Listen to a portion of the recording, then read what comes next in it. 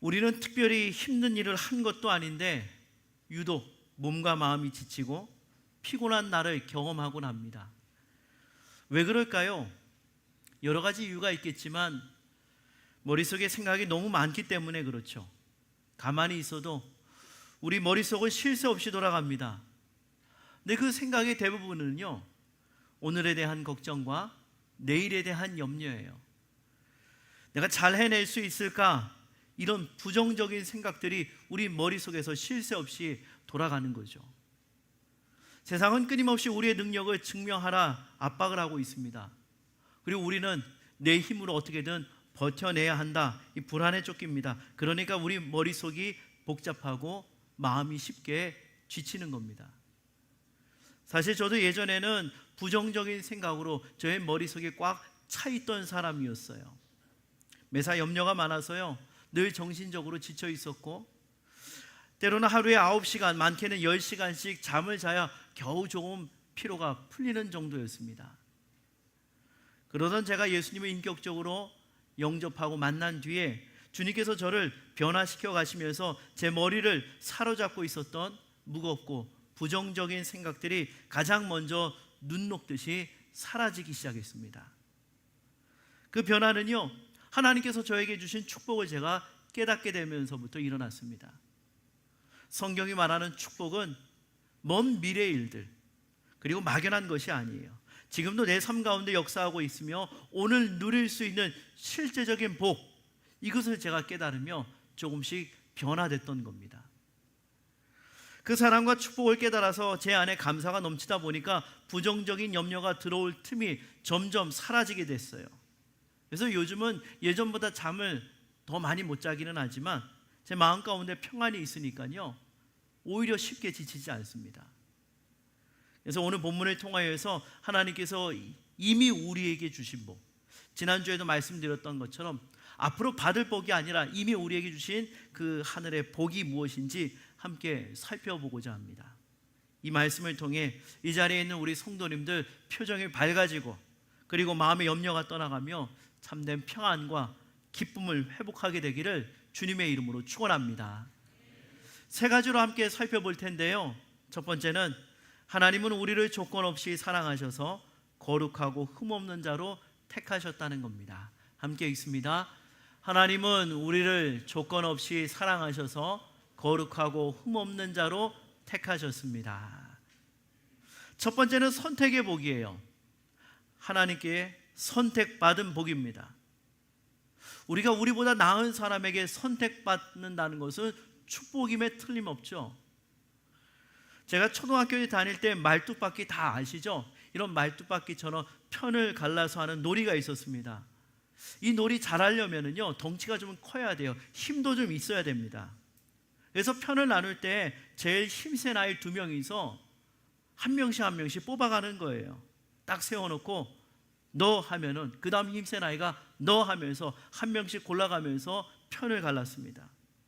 저 같은 경우는 덩치도 크지 않고 힘도 없으니까 한참 지나야 뽑혔어요. 그래서 제 차례가 뒤로 가면 갈수록 마음이 불안한 거예요. 혹시 선택받지 못하면 어떻게 될까? 그러다가 선택되면 마음을 놓는 거죠.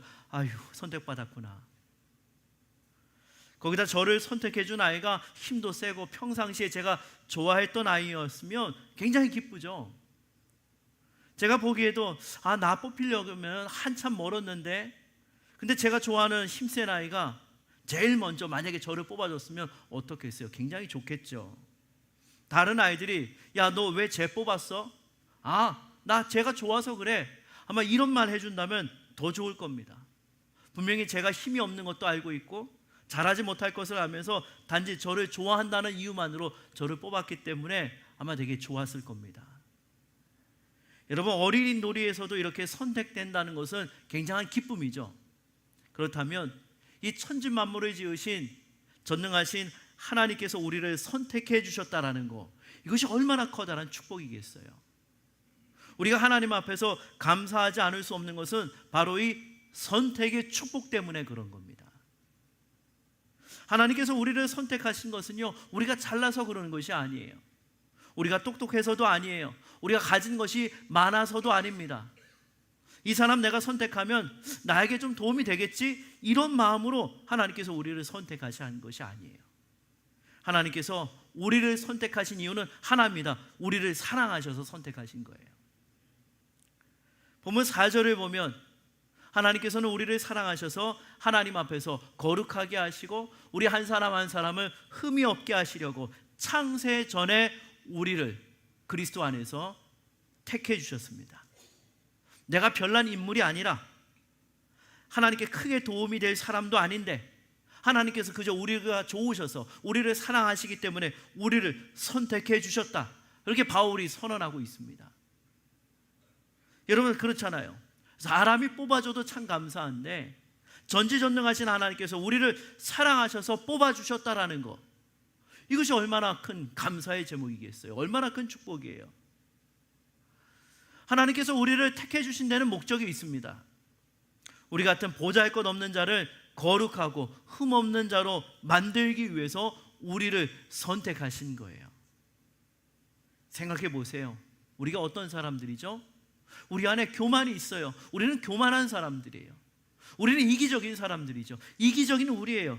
우리 안에 혈기가 있어요. 이런 혈기 많은 우리를 선택하셔서 의롭고 흠없는 자로 세워가시기 위하여서 우리를 선택하셨다는 겁니다. 바로 그 목적을 갖고 우리가 선택을 받았어요. 그러니까 얼마나 커다란 축복이겠어요. 근데 하나님께서 우리를 의롭고 흠없는 사람으로 만드시는 방법은요, 사람의 생각과는 전혀 다릅니다. 하나님께서는 우리를 먼저 너희들 의로워, 너희들 흠없어, 이렇게 선언해 버리셨어요. 우리에게 이렇게 말씀하신 거예요. 너희들 있잖아, 내 앞에서 아무것도 하지 않아도 돼. 내 마음에 들기 위하여서 내 눈치 볼 필요도 없어. 왜냐하면 이미 너희는 그리스도 예수 안에서 의롭게 됐고 흠없게 됐기 때문에 그래, 이렇게 말씀해 주시는 거죠.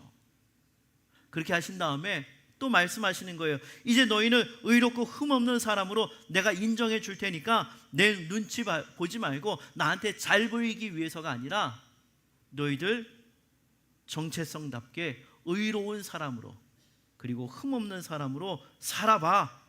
바로 이것이 하나님의 방법인 거예요. 이 하나님의 방법을 써서 성공한 이야기가 있습니다. 예전에 오래전에 봤던 신문인데요, 어떤 할아버지하고 할머니 사진이 있었고요, 그 뒤에 한 20-30명 되는 청년과 어린이들이 서 있었습니다. 피부색도 다르고 인종도 다르고, 근데 모두가 다 이분들의 자녀라는 거예요. 이 부부는 사람들이 모두 원하는 갓난아기가 아니라 아무도 입양하지 않는 조금 큰 아이들, 그리고 그 중에서도 문제아로 낙인 찍힌 아이들을 데려다가 자기 자녀로 키웠습니다. 이 아이들 처음 집에 오면은요, 희한하게 쫓겨날 만한 짓을 한다고 해요. 여기저기 입양 다 갔다가 쫓겨난 경험이 있기 때문에 나 또 쫓겨나지 않을까? 나 또 상처받지 않을까? 이런 두려움 때문에 새 부모를 시험하는 거랍니다. 그때 이 부모가 그 아이들을 용납하고 사랑해주며 말하는 거죠. 넌 우리 아들이야. 넌 우리 딸이야. 그러면 이 아이가 조금 뒤에 잠시 머뭇거렸다가 또 쫓겨날 만한 짓을 해야죠. 그럼 그때 부모가 다시 다가가서 꽉 안아주면서 말하는 거예요. 이거 물을 수가 없어. 이제 너희들 다른 집으로 갈 수가 없어. 너는 내 아들이야. 너는 내 딸이야. 이것이 반복되잖아요. 그러면 딱딱하게 굳어 있었던 아이들의 마음이 조금씩 녹기 시작합니다. 그렇구나. 이제는 내가 무슨 짓을 해도 다른 곳으로 쫓겨나지 않겠구나. 여기 있는 이분들이 내 아빠이고 여기 있는 이분들이 내 엄마이구나. 이런 신뢰가 생기는 거죠. 그때부터 비로소 이 아이들의 마음의 문이 열리고, 부모는 그때부터 아이들을 타이르기도 하고 훈육하기도 하고 양육하면서 훌륭한 사람으로 성장시켰다고 하는 내용을 본 적이 있어요.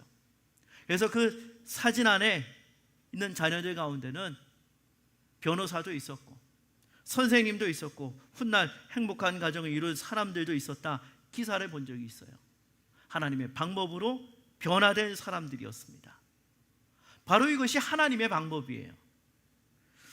여러분, 우리는 내가 지금 시험 받고 있다, 내가 지금 테스트 받고 있다, 이런 두려움에 사로잡혀 있는 동안에는 진정한 변화를 체험할 수가 없습니다. 하나님께서 먼저 우리에게 너희는 거룩하다, 너희는 흠이 없다 선언해 주시고 바로 그 토대 위에서 우리를 흠없고 거룩한 사람으로 만들어 가세요. 우리를 그런 식으로 세워 가시는 거예요. 보잘것없는 우리를 사람답게 만들어 주셨습니다. 낭비되는 삶을 살 수밖에 없었던 우리로 하여금 생산적인 삶을 살게 해주셨어요. 바로 이것이 하나님께서 우리에게 주신 첫 번째 축복이라는 겁니다. 이것을 믿음으로 받는 우리 모두가 되기를 주님의 이름으로 축원합니다. 아멘. 두 번째 살펴볼 것은 하나님은 창세전부터 우리를 자녀 삼으시기로 작정하시고 귀히 인도하신다는 겁니다. 함께 읽습니다. 하나님은 창세전부터 우리를 자녀 삼으시기로 예정하시고 귀히 인도하십니다. 두 번째 축복은요, 예정의 축복입니다. 첫 번째 축복이 뭐였죠? 선택의 축복. 두 번째는 예정의 축복입니다. 5절 말씀 우리 함께 읽습니다. 하나님은 하나님의 기뻐하시는 뜻을 따라 예수 그리스도를 통하여 우리를 하나님의 자녀로 삼으시기로 예정하신 것입니다. 아멘. 예정의 축복은 하나님의 자녀가 되는 축복이에요. 우리가 하나님의 자녀가 됐다고 하는 것은 엄청난 특권입니다. 그래서 요한복음 1장 말씀을 보면 이렇게 기록되어 있어요. 그러나 그를 맞아들인 사람들, 곧 그 이름을 믿는 사람들에게는 하나님의 자녀가 되는 뭘 주셨다? 특권을 주셨다 기록하고 있어요. 근데 많은 분들이요, 이 하나님의 자녀가 되고서도 이 특권이 얼마나 큰지, 얼마나 귀중한지 모른 채 살아가고 있습니다. 여러분, 하나님의 자녀가 됐을 때 누리는 특권이 뭘까요? 가장 커다란 특권은 하나님께서 우리에게 약속하신 천국을 누리는 겁니다.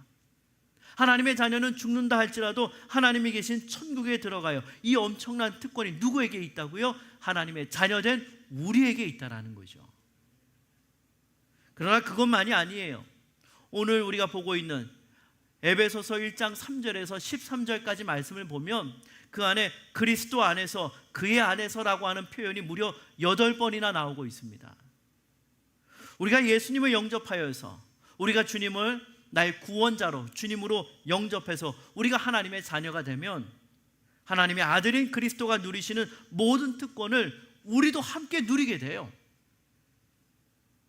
예수님께서 마태복음 28장 18절에서 이렇게 말씀하셨어요. 나는 하늘과 땅의 모든 권세를 받았다, 이렇게 선언하고 계세요. 그러니까 우리가 살아가면서 악한 영이 우리를 엄습하고 괴롭힐 때 우리는 그리스도 예수의 이름으로 물리칠 수 있는 권세, 특권을 누릴 수가 있는 거죠. 왜요? 하나님의 자녀이기 때문에. 또 하나의 특권은 예수님의 이름으로 기도하여서 응답받는 특권입니다. 예수님께서 최후의 만찬을 하시면서 제자들에게 이렇게 말씀하셨어요. 지금까지는 너희가 내 이름으로 구하지 않았는데 이제 내 이름으로 구하라. 그러면 내가 응답해 주겠다 말씀을 하셨습니다. 예수님 마태복음 7장 7절에도 이렇게 말씀하십니다. 함께 읽습니다. 구하라 그리하면 너희에게 주실 것이요, 찾으라 그리하면 찾아낼 것이요, 문을 두드리라 그리하면 너희에게 열릴 것이니. 아멘. 응답하시겠다는 거예요.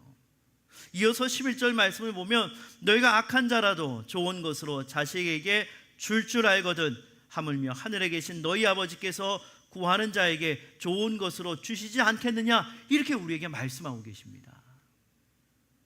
우리가 하나님의 자녀가 됐기 때문에 아버지 되신 하나님 앞에 예수님의 이름으로 구할 수가 있어요. 그러면 하나님께서 우리의 기도를 들으시고 응답하신다는 겁니다. 물론 응답의 방법과 때는 우리에게 달려있는 것이 아니라 철저하게 하나님에게 달려있습니다. 하나님은요, 때때로 우리에게 더 좋은 것을 주시기 위하여서 기다리라 말씀하세요. 기다려, 지금은 아니야, 좀 더 있어야 돼, 이렇게 말씀하세요. 그러나 여기서 중요한 포인트는 하나님의 자녀에게 기도 응답에 특권이 있다라는 거, 이게 중요한 겁니다. 그래서 우리는 세상에 남부러울 것 없는 사람들이에요. 여러분, 이거를 믿음으로 받으셔야 돼요. 세상에서 부러운 사람 어떤 사람일까요? 아마 통장에 넉넉한 잔고가 있는 사람이라고 생각할 거예요. 근데 여러분, 우리에게는 특별한 카드가 있습니다. 제 주머니에 신용카드가 하나 있거든요. 제가 쓰는 건데 한도 200만 원짜리입니다. 근데 하나님께서 우리에게 주신 카드는 한도가 없는 카드예요. 그렇기 때문에 어떤 어려움이 있을 때 한도가 없는 하나님께서 우리에게 주신 그 카드를 사용하시면 되는 거예요. 기도라고 하는 특권을 사용하시면 되는 거예요. 하나님의 자녀가 된다는 것이 이렇게 큰 특권인데도 간혹 어떤 분들을 보면 이 특권을 자신과 이웃을 위해 쓰지 않는 분들을 봐요. 기도를 마치 짐으로만 여기시는 분들이 있어요. 난 그런 분들을 볼 때 제 마음이 안타깝기도 하고요, 때때로 좀 답답하기도 합니다. 하나님께서 이 기도의 특권 주셨는데 왜 이것을 자신과 이웃을 위해서 사용하지 않지? 사용하기만 하면 한도 없는 카드, 얼마든지 하나님께서 우리의 삶을 풍성하게 채워주실 수 있는데, 여러분 기억하세요. 하나님의 자녀가 된 것이 엄청난 특권이라는 거 깨닫는 우리가 되기를 주님의 이름으로 축복합니다. 아멘. 선택과 예정이라고 하는 거, 이거는 하나님께서 즉흥적으로 하신 것이 아니라 오랜 하나님의 계획과 섭리 가운데, 뜻 가운데 이루어진 겁니다. 그리고 이 말씀은요, 우리가 하나님에게 얼마나 귀한 존재인지를 분명하게 보여주는 거예요. 우리가 물건 살 때도 귀한 것일수록 어때요? 고르는데 시간이 오래 걸립니다. 예를 들어서 이시아폴리스, 얼마 전에 제가 가서 청바지 하나를 샀거든요. 청바지 사는데 얼마나 걸렸을까요? 선택하는데 한 20-30분 그냥 한번 쭉 돌아다니면서 마음에 드는 거 있길래 이거 살게요 했어요. 근데 여러분 스마트폰 같은 경우 이렇게는 못하겠죠. 한 몇 주 정도 걸릴 거예요. 얼마짜리 구입할까? 어디 제품 살까? 어떤 모델 살까? 집은요, 얼마나 걸리죠? 아마 최소 몇 달 혹은 한 1년 정도 고민할 겁니다. 통계적으로 보면 보통 집을 사기 전에 약 70번가량 본다고 합니다. 왜 그럴까요? 귀하니까 쉽게 결정할 수 없는 거죠. 하나님께서 우리를 창세전부터 예정하셨다고 하는 것은 우리가 그만큼 귀한 존재라는 거예요. 하나님께서 우리를 즉흥적으로 선택하시고 예정하신 것이 아니라 언제부터요? 창세전부터, 영원전부터 우리를 택하셨다라는 거. 왜요? 우리가 그만큼 하나님에게 귀한 존재이기 때문에. 제가 예수님을 인격적으로 만나고 나서 이것을 참 많이 깨달았습니다. 구원받고 지난 날들을 돌아보니까 순간순간 하나님의 손길이 묻어있지 않은 때가 없더라고요. 제가 걸어왔던 그 발자국마다 하나님의 손길이 있었어요. 예수님을 제가 인격적으로 만나기 전에도 하나님께서 제 삶 가운데 역사하시고 그때에도 저를 예배의 자리로 이끌어 주셨다는 것이, 제가 예수님을 인격적으로 만나고 구원의 은총을 누리니까 그것이 눈으로 보이더라고요. 지금도 그것을 느끼고 있어요. 과거에 하나님께서 저를 만나 주셨고 지금도 인도해 주시고 앞으로 하나님께서 저를 향한 아름다운 계획을 갖고 저를 인도해 주신다는 것이 저는 마음속으로 믿어져요. 확신이 들어요.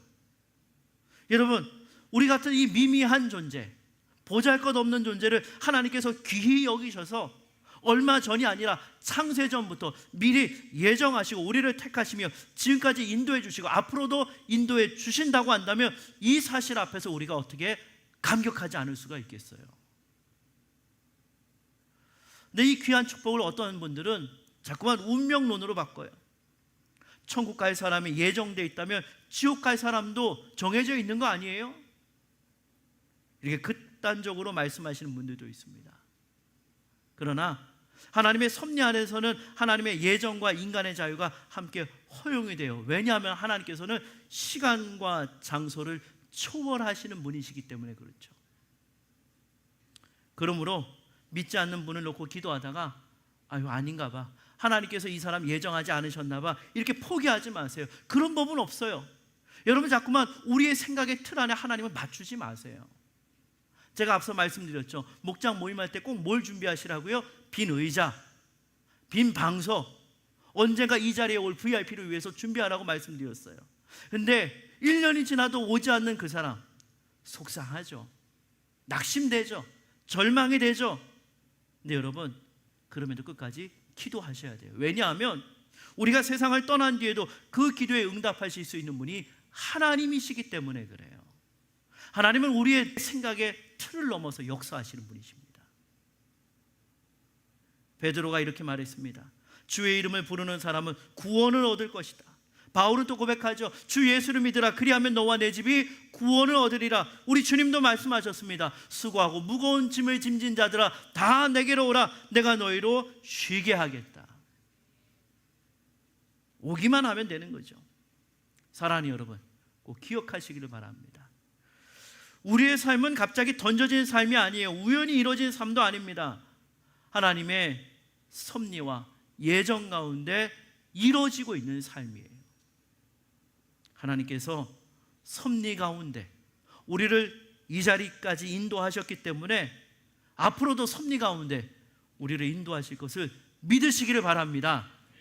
바로 이것이 두 번째 축복입니다. 자, 세 번째 살펴볼 것은 하나님은 예수 그리스도의 피로 죄의 형벌과 능력에서 우리를 해방하셨습니다. 우리 함께 읽습니다. 하나님은 예수 그리스도의 피로 죄의 형벌과 능력에서 우리를 해방하셨습니다. 세 번째 축복은 구속의 축복입니다. 첫 번째가 뭐였어요? 선택의 축복이었어요. 두 번째가 예정의 축복, 세 번째가 구속의 축복입니다. 7절 말씀을 보면 우리는 이 아들 안에서 하나님의 풍성한 은혜를 따라 그의 피로 구속 곧 죄 용서를 받게 됐습니다. 기록하고 있습니다. 여러분, 구속이라는 말 많이 들어보셨죠? 구속이 과연 뭘까요? 어려운 단어예요. 이 단어 한자로 보면 구할 구자에 속할 속자를 쓰는데 사실 한자를 풀어봐도 쉽게 우리에게 다가오지 않습니다. 영어로 구속이라는 단어는 리뎀션이라고 하는 단어예요. 이런 겁니다.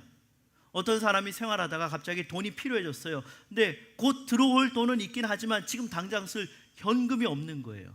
어디 빌릴 데도 없어요. 그래서 어떻게 하죠?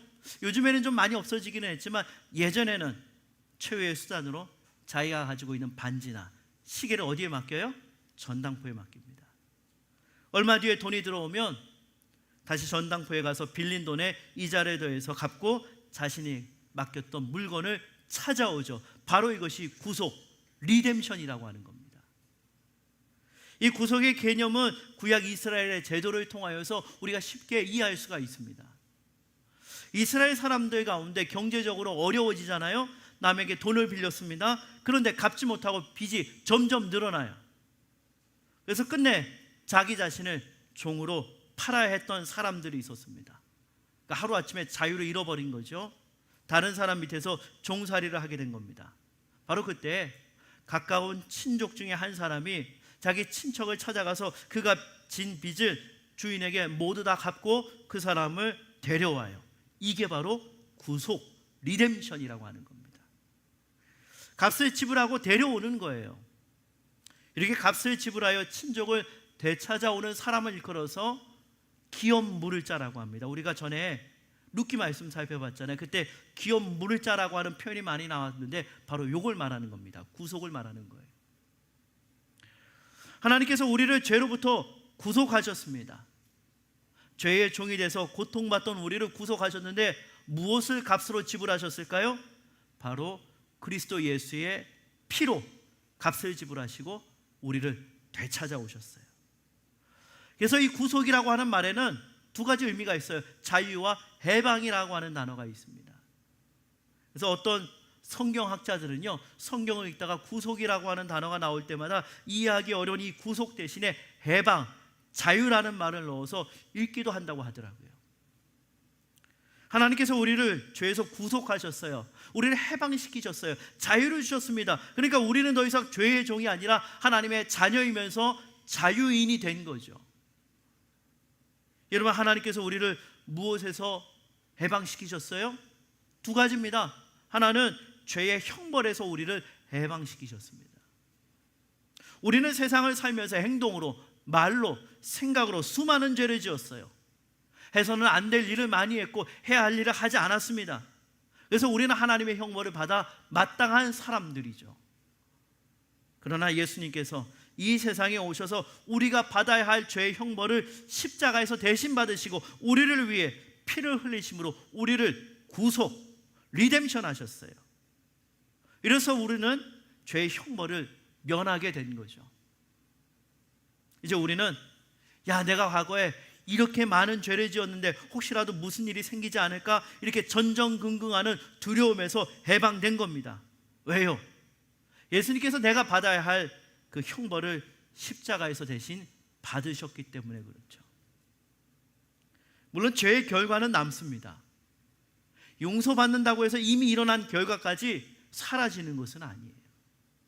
우리는 죄의 결과를 죄에 대한 형벌이라고 생각하기 쉬운데요, 형벌은 먼했어도 죄로 인한 생긴 결과는 남습니다. 그래서 많은 분들이 이렇게 물어요. 목사님, 하나님께서 어차피 용서해 주신다면 죄 짓고 용서받고 죄 짓고 용서받고 그렇게 하면 되는 거 아니에요? 그런 거 아닙니다. 죄는 언제나 아픈 결과를 낳기 때문에 죄를 짓지 않는 것이 최선입니다. 근데 하나님께서는 중요한 사실 하나가 있어요. 하나님께서는 우리의 죄를 용서하실 뿐만 아니라 한 걸음 더 나아가서 죄로 인하여 생긴 결과까지도 선하게 사용하신다는 거죠. 그래서 성경에 뭐라고 기록되어 있어요? 합력하여 선을 이루시는 하나님의 역사에 대해서 증거하고 있습니다. 그게 바로 이거예요. 그것을 통하여서 우리를 더욱 거룩한 사람으로, 흠없는 사람으로 만들어 가시고 때로는 그 가운데서도 놀라운 일을 이루기도 하시는 겁니다. 하나님은 우리의 죄의 결과, 이것을 선으로 바꿔 자신의 영광을 위해 사용하시는 분입니다. 하나님께서 이처럼 우리를 죄의 형벌에서 구속, 해방시키셨어요. 자, 두 번째, 하나님께서는 우리를 죄의 형벌에서만 구속하신 것이 아니라 죄의 능력에서도 우리를 해방, 자유하게 하십니다. 이것은요, 과거에 한 번 이루어지고 끝나는 것이 결코 아닙니다. 지금 우리의 삶 속에서 계속 경험되고 있는 구원의 은혜라는 거예요. 이 자리에 저와 함께 생명의 삶을 수강하셨던 분들, 제가 구원에 대해서 3가지로 설명드렸던 거 나시죠? 3가지 중에 하나가 바로 지금 하나님께서 이뤄가고 있는 구원에 대해서 제가 말씀을 드렸더랬습니다. 참 중요한 건데요, 근데 이것을 모르시고 계시는 분들이 참 많은 것 같습니다. 과거에 우리는 얼마나 철저하게 죄의 종로를 했어요? 여러분 한번 생각해 보세요. 우리는 미운 사람이 생기면 우리 마음을 다스릴 수가 없었어요. 계속 미워해야 했습니다. 유혹이 찾아오면 어떤 형태로든 욕망을 채워야 했던 것이 우리였습니다. 화가 나면 어떻게 해서든 풀어야 돼요. 아무리 이를 악물고 애써봐도 잠시뿐이죠. 말 그대로 우리는 죄의 철저한 노예였습니다. 그러나 예수님께서 우리 삶 가운데 들어오셔서 우리를 죄의 능력에서 해방시키셨어요. 그래서 이제는 미운 사람을 용서할 수 있는, 용납할 수 있는 능력을 우리에게 주셨어요. 성적인 유혹을 물리치고 거룩한 삶을 살 수 있는 능력을 우리 가운데 주셨어요. 화가 나지만 그것을 절제하고, 속상하지만 용납할 수 있고, 한 걸음 더 나아가 이웃을 사랑하고 끌어낼 수 있는 능력을 우리에게 주셨어요. 왜요? 하나님께서 우리를 죄의 권세, 죄의 능력에서 해방, 자유하게 하셨기 때문에 그런 겁니다. 그래서 바울이 로마서 8장에서 이렇게 고백합니다. 이는 그리스도 예수 안에 있는 생명의 성령의 법이 죄와 사망의 법에서 너를 해방하였습니다. 우리 함께 읽습니다. 이는 그리스도 예수 안에 있는 생명의 성령의 법이 죄와 사망의 법에서 너를 해방하였습니다. 아멘. 하나님은 우리에게 승리를 주시는 분이고 우리를 치유하시는 분이십니다. 우리는 약하지만 하나님께서는 우리 안에 역사하셔서 죄와 싸우게 하시고 이기게 하세요. 또한 우리를 통하여서 여러 사람들을 치유해 주시는 분입니다. 죄의 형벌에서뿐만 아니라 죄의 능력에서도 우리를 해방하신 이 구속의 은혜, 이것이 우리에게 주신 3번째 축복, 얼마나 귀하고 감사해요. 할렐루야. 이제 오늘 말씀을 정리합니다. 안타깝게도 오늘날 수많은 그리스도인들이 이 하나님께서 주신 기쁨과 감격을 잃어버리면서 살아가고 있어요. 왜 그럴까요? 하나님이 우리에게 주신 축복이 얼마나 놀라운지를 잊어버렸거나 아니면 머리로만 피상적으로 알고 있기 때문에 그렇죠. 세상은 끊임없이 우리에게 불안을 조장합니다. 그러나 여러분, 우리가 이러한 험난한 세상에서 기뻐하며 살아갈 수 있는 이유가 분명해요. 하나님께서 우리에게 신령한 복 3가지를 이미 우리에게 주셨기 때문에 그렇죠. 조건 없이 나를 받아주신 선택의 복, 하나님의 영원한 계획 가운데 인도하시는 예정의 복, 그리고 예수님의 피로 죄의 형벌과 권세에서 우리를 해방하신 구속의 복입니다. 이것이 힘겨운 시대를 살아가고 있는 우리에게 주시는 복음의 선언이에요. 여러분 기억하십시오. 우리의 삶은 우연이 아니에요. 하나님의 완전하신 계획과 풍성하신 은혜 가운데 붙들릴 삶이라는 것을 여러분 꼭 기억하시기를 바랍니다. 그러니 여러분, 내일에 대한 두려움으로 홀로 지쳐 쓰러지지 않기를 바라요. 염려가 우리 마음을 짓누를 때마다 나를 택하시고 나를 피로 사신 하나님의 사랑을 기억하시고, 여러분이 들고 있는 그 무거운 짐 어떻게 해야 될까요? 수고하고 무거운 짐진 자들아 다 내게로 오라, 내가 너희로 쉬게 하리라, 자유하게 하리라, 해방시키리라. 그 말씀을 기억하며 십자가 앞에 내려놓고 우리의 마음을 용서로, 우리의 유혹을 거룩함으로 이기는 믿음의 발걸음을 내디디시면 되는 겁니다. 무엇보다 이 발걸음은 혼자 걷는 외로운 길이 아닙니다. 주님은 함께 울고 함께 웃는 목장이라고 하는 울타리, 교회라고 하는 울타리를 우리에게 주셨어요. 그러니까 여러분, 이번 한 주간 목장으로 모이시면 오늘 들었던 말씀, 하나님께서 우리에게 주신 3가지 축복 뭐였죠? 선택의 복, 예정의 복, 구속의 복, 이 3가지 함께 나누시고, 혹시 지금 두려움 가운데, 염려 가운데 있는 목원이 있다면 그냥 돌려보내지 마시고 함께 손잡고 한번 기도해 보시는 거예요. 하나님, 이 3가지 복을 우리에게 이미 주신 거 깨닫게 해주시고 믿음으로 받게 해주시고, 근심이 아니라 하나님에 대한 기대, 염려가 아니라 하나님에 대한 소망으로 살아갈 수 있는 목원들 되게 해달라고 이번 목장 모임 때 기도하시는 겁니다. 그러면 기도의 특권과 하나님의 치유하시는 능력이 목장 가운데 풍성하게 나타나게 될 줄로 믿습니다.